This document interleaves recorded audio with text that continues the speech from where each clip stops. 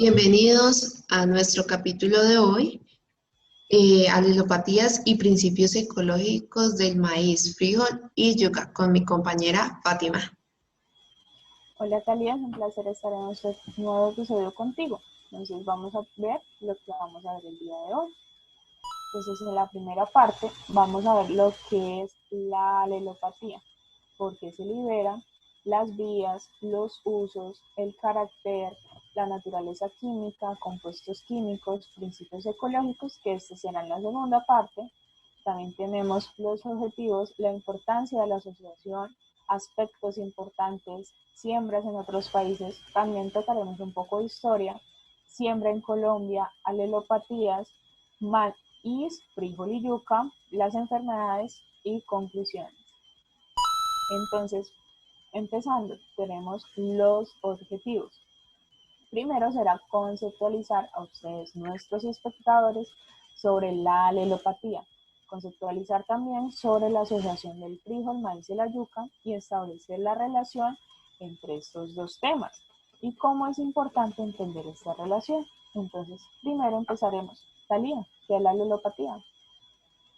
Bueno, Fátima, pues según la FAO, la alelopatía es definida como la influencia directa de un compuesto químico liberado por una planta sobre el desarrollo y el crecimiento de otra. Es decir, en plantas en palabras cortas, perdón, la alelopatía es la influencia que posee una planta sobre otra, liberando compuestos los cuales pueden afectar su desarrollo y crecimiento, ya sea para el beneficio mutuo o el beneficio de la planta que libera estos compuestos. Eso suena sumamente interesante. Entonces, ¿en qué momento las plantas liberan estos compuestos?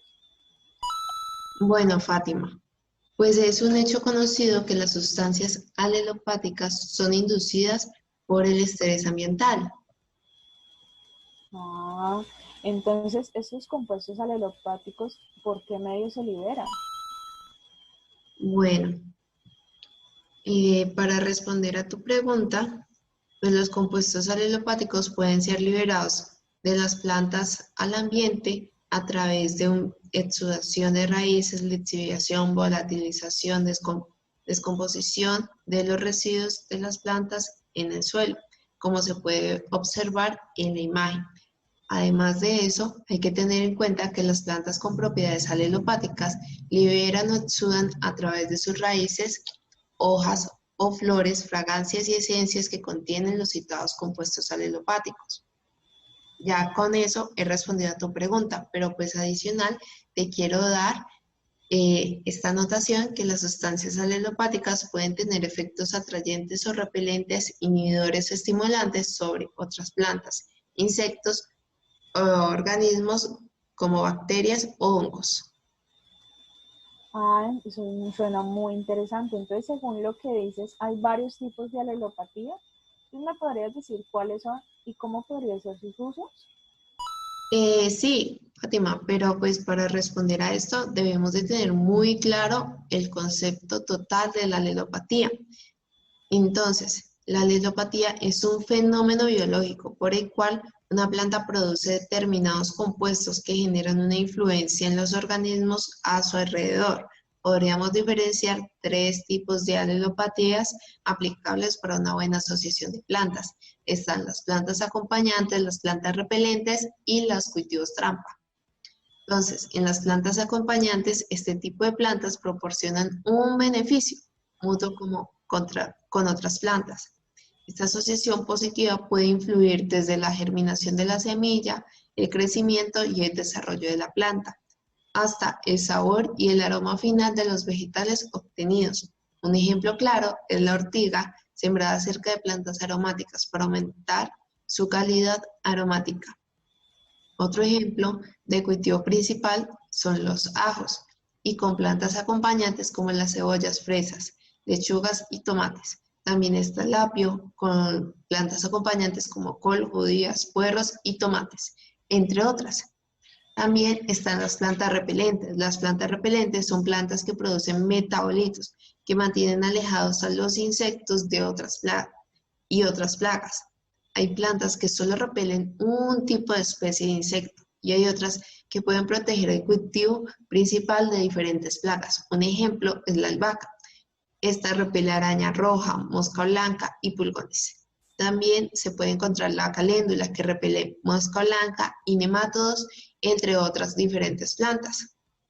Un cultivo trampa son aquellos que son escogidos para atraer insectos perjudiciales y alejarlos del cultivo principal. Se utilizan estas plantas para concentrar las plagas y poderlas atrapar y eliminarlas. Otro modo de utilizar las plantas trampa es para ayudar a reproducir los parásitos o depredadores de las plagas que atacan nuestro huerto. Un ejemplo es el eneldo, que atrae el gusano de gusanos tierreros. También está la ruda, que atrae moscas y polillas, la hiedra, que atrae chinches y ácaros. Si quieres saber más acerca de estos usos de alelopatías, pues nos puedes escribir en los comentarios. Claro que sí, entonces basado en lo que dices, ¿las alelopatías tienen de pronto algún carácter? Sí, Fátima, pues las alelopatías poseen un carácter. Hay que tener en cuenta que hay sustancias alelopáticas que pueden llegar a dar una inhibición o una estimulación de procesos de crecimiento de las plantas vecinas, hasta la inhibición de la germinación de la semilla o estimulación o inhibición de las plagas. Es decir, que este tipo de sustancias tienen un carácter positivo o negativo, directo o indirecto, según la concentración de la sustancia. La alelopatía positiva es el producto liberado por la especie alelopática que favorece directa o indirectamente el otro organismo involucrado en la relación. Y la alelopatía negativa esta se da en la especie que se ve afectada negativamente por los metabolitos liberados por la otra especie, como se puede ver en la imagen. Entonces, podemos ver que todo tiene que ver con química. ¿Me podrías explicar entonces la naturaleza química? Claro que sí. Mira, los agentes alelopáticos son metabolitos secundarios y la naturaleza química de los agentes alelopáticos es muy variada. A medida que progresan en las investigaciones en el tema, se incorporan nuevos grupos de sustancias a las cuales no se les atribuía esta actividad biológica. Imagínate. Entonces, todo viene con características químicas. Entonces, ¿me podrías explicar también algunos de estos compuestos y cómo hacer un manejo adecuado de estos en nuestros cultivos para tener pues, plantas más sanas y sin tantos químicos? Claro, hay diferentes compuestos químicos. Entre ellos encontramos los compuestos alifáticos. Pocos de estos compuestos son conocidos por su actividad inhibidora de germinación de la semilla y el crecimiento de las plantas. Comprenden varios ácidos y alcoholes solubles en agua, que son constituyentes comunes presentes en plantas y en suelo. También encontramos las lactonas no saturadas, presentan una fuerte actividad inhibidora del crecimiento vegetal. Entre este tipo de sustancias se encuentran las protoanemonina, la cual es producida por diferentes especies ranuculáceas. Uno ampliamente conocido también son los terpenoides. Las plantas superiores producen una gran variedad de terpenoides, pero solo unos pocos de ellos, pues están involucrados en la alelopatía. Los terpenoides inhibidores de crecimiento más abundantes que han sido identificados son en las plantas superiores. Son conocidos por su potencial alelopático contra malezas y plantas del cultivo. Pero también no debemos dejar atrás o de lado a los glicósidos cianogénicos. Algunos de estos compuestos presentan una actividad alelopática inhibidora de germinación y o crecimiento, tales como la amigdalina y la prunacina. Y por último tenemos los compuestos aromáticos. Estos comprenden la más extensa cantidad de agentes alelopáticos, incluyendo fenoles, derivados de ácidos benzónicos, derivados de ácidos cinámicos, quinonas, cumarinas, flavonoides y taninos. Eso es sumamente importante también. Sí, Fátima, y en este momento vamos a entrar en la segunda parte de nuestro video. En esta parte vamos a encontrar los principios ecológicos del frijol, maíz y el yuca. Así es, Talía, pero antes de empezar, quería preguntarte, ¿sabes qué son los principios ecológicos? Bueno, pues los principios ecológicos se trata de la conservación del medio ambiente y todo lo que esto contiene. Por eso debemos de estar comprometidos con la preservación del medio. Así es, Talia, de hecho es una definición bastante acertada de lo que es un principio ecológico. Pero tal vez basado en eso, ¿sabes cuál es su objetivo? Pues bueno, Fátima. Pues según lo que tengo entendido, debemos de conocer un poco más a fondo cuáles son e irlos aplicando en nuestra vida. Y pues los principios ecológicos. ¿Me podrías profundizar en qué puntos estos principios ecológicos se pueden fundamentar? Claro que sí, Talía, como lo mencionas, ese es el objetivo principal de los principios ecológicos. Pero primero tomaríamos en cuenta las 6 R, las cuales consisten en revalorizar, reestructurar, reducir, reutilizar, reciclar y redistribuir, en las cuales tenemos que, además de tener en cuenta lo que es el flujo de la materia, tomando el sol como nuestra fuente y que alimenta todo ser vivo unidireccionalmente, y cuando éste muere vuelve al ciclo por medio de materia inorgánica, lo cual le llamamos redes tróficas. Entonces es ahí donde podemos encontrar una cadena alimenticia. Claro que sí. De hecho, todo esto es lo que es las cadenas tróficas, donde pasamos a la producción y productividad, donde las cadenas alimentarias, estas siguen donde cada individuo consume o es consumido. Ok, y entonces, ¿en dónde entran las interacciones entre las especies? Ahí entran lo que son las interacciones bióticas y abióticas que afectan lo que es la distribución y la abundancia entre las especies. ¿Sabes eso tal vez que regula? Pues según lo que entiendo, regulan el tamaño de las especies. De hecho, sí, acertaste. Otro punto fundamental es la diversidad también, donde influye en el medio físico, en el ambiente y en el hábitat de las faunas. Ahí es donde entramos a la definición de hábitat y nicho, donde el nicho también permite que no haya competencia entre las especies de una misma comunidad. Esto partiendo de que se especializan en determinadas plantas o presas. Y ahí pasamos a la definición de ecosistema. ¿Me podrías definir cuál es?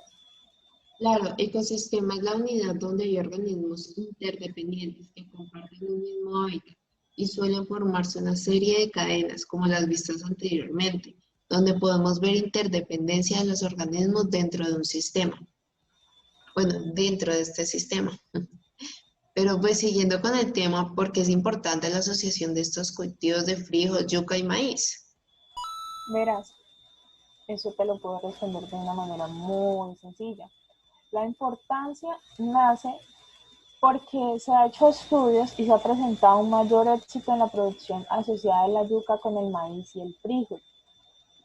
Esto porque suministra un par de carbohidratos, siendo esto la yuca y el maíz, y una proteína, siendo esta el frijol. Ok, y entonces, ¿en esta asociación en qué ayudaría?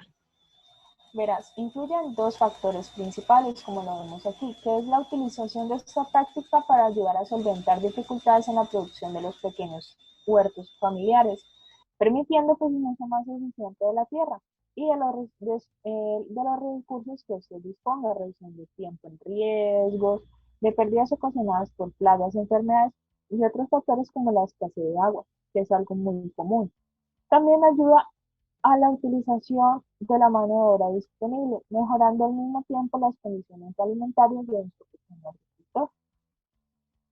Ok, eso suena muy interesante, pero ¿qué debemos de tener en cuenta antes de realizar esta asociación? Verás, debemos tener en cuenta 3 puntos principales. En el primero tenemos lo que es la utilización de la yuca para que sea asociada con lo que es el frijol, necesita que sea podada o se puede utilizar un tipo de variedad que sea poco menos de follaje. Ok, y este dato pues no lo debemos dejar pasar a la hora de elegir nuestro material y pues para iniciar el establecimiento de nuestro cultivo. Pero en cuanto al frijol, ¿hay algo que no debemos dejar pasar?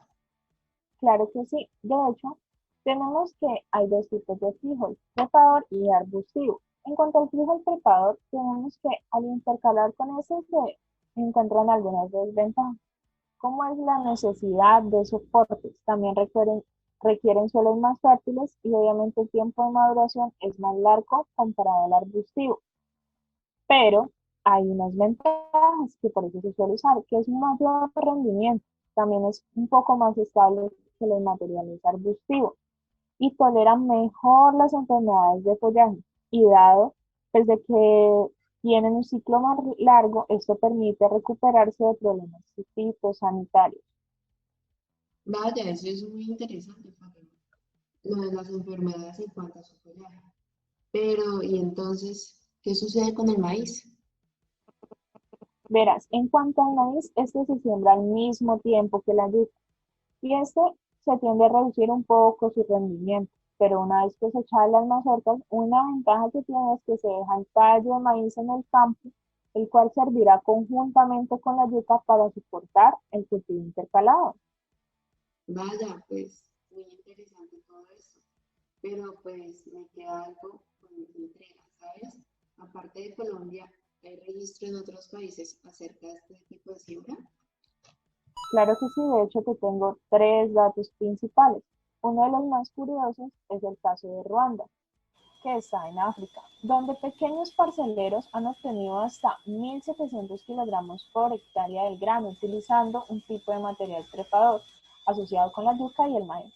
En casos no muy lejanos tenemos lo que es Venezuela, donde se han obtenido 700 kilogramos por hectárea de frijol utilizando materiales arbustivos, 7.000 kilogramos por hectárea de raíces comerciales de yuca y 1.100 kilogramos por hectárea de maíz. Y uno de los casos más interesantes es lo que sucede en Costa Rica, donde tenemos de 4.000 a 6.000 kilogramos por hectárea de frijol. Esto en varias cosechas recolectando en el estado de Vainitas. Y 8.000 kilogramos por hectárea de raíces comerciales de yuca. Y 2.800 kilogramos por hectárea de maíz. Ok, entonces no me imaginaba que en otros países tan lejanos como Ruanda se haga este tipo de siembra. Es increíble, Fátima. Y pues en cuanto a historia, ¿qué se tiene como registro? Cuéntanos un poco más. De hecho, te tengo un dato súper importante en cuestión de historia. Tenemos que el 40% de la yuca en América Latina se hace en siembra intercalada, generalmente con el maíz, que es una de las asociaciones más antiguas, que incluso viene desde la época de los mayas. Hoy en día también se encuentran maíces prehistóricos cultivados con yuca en lugares remotos de Guatemala, donde se ha permanecido la siembra y la agricultura tradicional. Vaya, es sumamente interesante, Fátima. ¿Y tienes de pronto algún dato sobre Colombia? Claro que sí, de hecho es nuestra área de estudio, ya que es nuestro país. Vemos que en la costa norte de Colombia esta práctica consiste en sembrar la yuca un poco más alejada de lo normal, que es a 1,20, intercalada simultáneamente con el maíz, haciendo eso de 4.000 sitios por hectárea y en cada sitio de 3 a 5 plantas. Los rendimientos del maíz se tienen que son de 600 a 800 kilogramos por hectárea, pero en cuestiones de yuca tenemos de 10 a 15 toneladas por hectárea. Vaya, eso es muy bueno. Oye, pero pues hablando un poco más a fondo y de todo como los loros, con los conceptos de la alelopatía, ¿sabes si en esta asociación se llega a prestar alelopatía? Claro que sí, y aquí es donde se unen nuestros dos temas. Aquí tenemos cuando el frijol se asocia con la yuca y el maíz, tenemos que una de las principales plagas que afecta es el cultivo cuando se hace asociación de yuca con maíz, es la hormiga arriera. En este caso utilizamos el frijol blanco o frijol canavalia, lo cual tiene una acción fungicida que ayudará a controlar la hormiga arriera. Ok, eso es sumamente importante, Fátima, y creo que lo podremos incluso incorporar con otras asociaciones. Pero aparte de eso, ¿esta asociación presenta otro beneficio referente al frijol? Claro que sí. De hecho, uno de los grandes dolores de cabeza para los agrónomos en cuestiones de cultivos del maíz es la espodóptera, también conocida como gusano cogollero. En este caso, la siembra con el frijol se hace en relación 1 a 1 con un tipo de frijol de enredadera y esto reduce significativamente la infestación. Ok, y en cuanto al maíz, ¿qué se puede presentar? Verás, en cuanto al maíz, tenemos que se encuentran reducciones en las malezas perennes, como sorgo jalepense y ciperus, también conocido como coquito, sabemos que es un dolor de cabeza constante.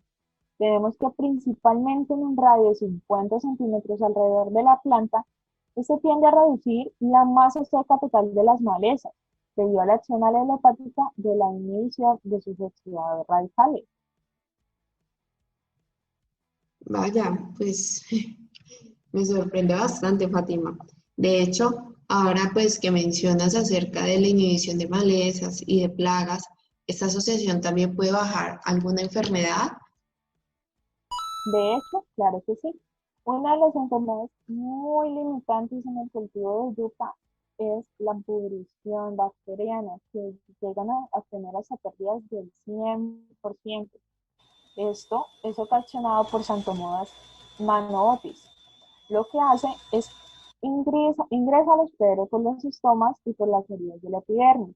Es sistémico y se mueve por los tallos y los pecíolos, a través de los vasos del xilema y posiblemente también del floema. El control más utilizado para este tipo de pudrición son las barreras precisamente con maíz. Vaya, pues muchas gracias por la información que nos has brindado hoy. Es de suma importancia. Y aparte de eso, pues quería pedirte de pronto una conclusión. Claro que sí, pues de hecho, la principal, uno de los objetivos que vamos planteando el día es la asociación de estos dos temas. Aquí podemos ver que se ve de una manera distante, pero en realidad tienen demasiada relación en cuanto al papel que juega la alopatía en este tipo de asociaciones y cómo si se tiene un buen un concepto y entendimiento de estas, pueden llegar a reducir problemas sanitarios que suelen ser comunes en las cuestiones de monocultivos y que si hacemos asociaciones podemos reducirlos. ¿Y tú, Talia, tienes algún tipo de conclusión? Así es, Fátima, pues verás, creo que el medio ambiente, los cultivos, los microorganismos y todo lo que se presenta en este entorno tiene una gran influencia, es decir, todo es un sistema. Y como lo hemos mencionado anteriormente con las redes tróficas, si tenemos un buen conocimiento de esto, lo podemos utilizar en distintas áreas, no solo en el área de producción, sino además incluso en la recuperación de zonas. Entonces, pues eso es todo por hoy. Quiero agradecerles a todos por haber visto nuestro video y hasta luego. Muchas gracias, Fátima, por estar aquí. Gracias a ti, Talia, por compartir este nuevo episodio contigo.